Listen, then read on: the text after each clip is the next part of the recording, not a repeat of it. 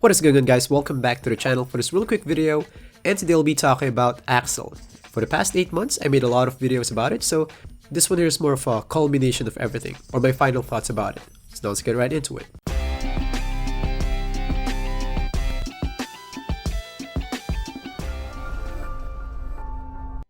So now for the first part, let's clear some speculations first.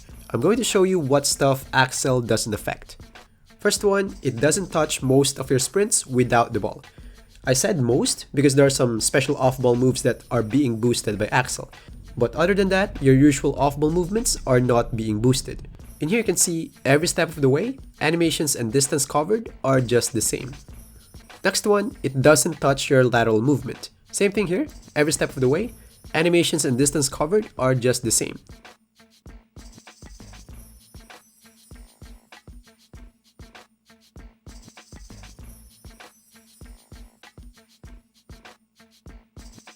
I know it's tied up to your fast feet badge, but it doesn't necessarily mean that Axel will actually boost that part. You can even see here, speed is tied up to your hyperdrive, which we all know are not connected. It's just 2K's way to put restrictions and make it more realistic. Now, what about the special off-ball moves that I was talking about that are being boosted by your Axel? Here they are.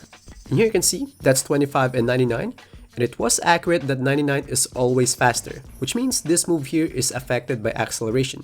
Keep in mind, this is not a normal launch, there's a specific control to do this. And by the way, this move here activates your spot finder badge. To do it, you have to press R2 first, then after you release the button, that's the time you hold your left stick to where you want to go. Then after a couple of steps, that's the time you hold R2 for the turbo. Just follow those controls on your screen.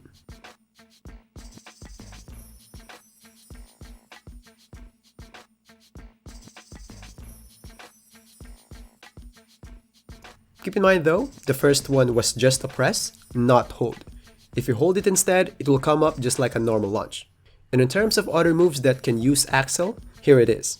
And here's the difference between 25 and 99 Axel. And I might ask, Choots, what about the off-ball move that the screener does when he rolls to the basket? I had a quick test on that one, and it's not affected by your Axel.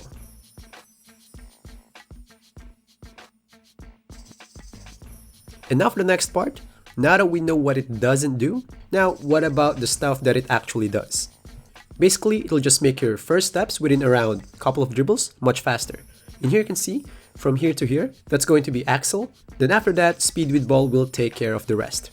So now for the next one, is there any sweet spot? And here you can notice that there's a huge gap between minimum and midpoint ratings. Then from midpoint to max, it starts to drop. I timed each clips to give you a chart perspective. So now the question is, which part from 25 to 99, the boost starts to drop? We need more entries to be more specific.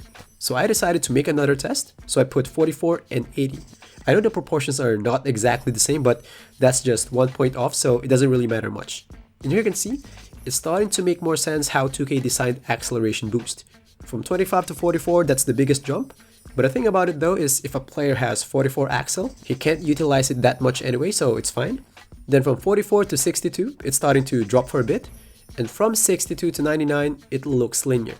And I might ask, Choots, what about this spot here? That's the most important part. Don't worry, I got you covered. I made another batch of tests. I included the middle stat, and in here you can see, it is linear. So meaning, from 80 to 99, the boost is about linear. It's not like somewhere around that range, the boost will drop. And now you might be wondering, what about 2-point differences? Will it show? Technically, yes, it will have a boost. I mean, it is linear, meaning the boost will be spread equally. I'm afraid though that you can't really use eye test to feel that one. In here, that's 80 to 99, that's 19-point gap. So meaning, if you want to see a 2-point difference, then you have to divide that to 10 so you can have an idea, which will be really too small. I know it will be like really super small, but on a dribbling perspective, that small gap there really matters, especially if you're a dribble head. So now for the recommendation, I know it's really based on your type of build and playstyle, but here's my rough recommendation. Even in previous years, here's my take. That if you're a guard that ISOs, I think just max it. You'll be doing lots of dribbling and speed boosting all the time, so might as well invest your points on something that you can, really utilize. If you really want to save points, might as well do it on some stats like perimeter defense, driving layup, steals, rebounds, or some other stats, but not on Axel. If you're a big man though, I don't think it's that important unless you'll be slashing. And if you're a legit big man build, for the most part, you'll be backing down anyway.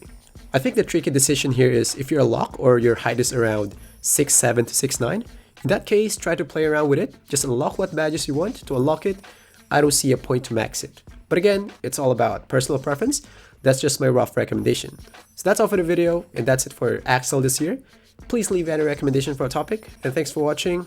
I'll see you guys in the next one. Peace.